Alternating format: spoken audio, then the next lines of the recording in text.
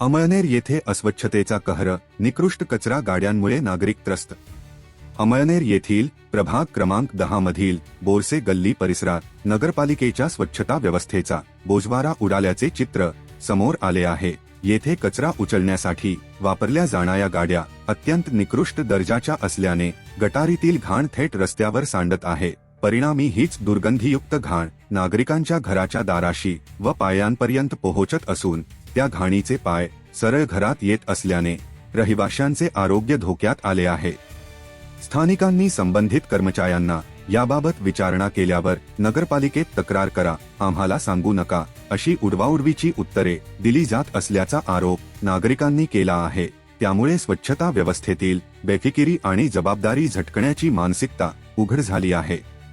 दररोज गटारातील घाण दारात येत असल्याने परिसरात दुर्गंधी पसरत असून डासांचे प्रमाण वाढण्याची भीती नागरिकांनी व्यक्त केली आहे. स्वच्छता राखण्याची जबाबदारी असलेल्या प्रशासनानेच अशा निकृष्ट गाड्या वापरून नागरिकांच्या आरोग्याशी खेळ करणे संतापजनक असल्याची प्रतिक्रिया व्यक्त होत आहे.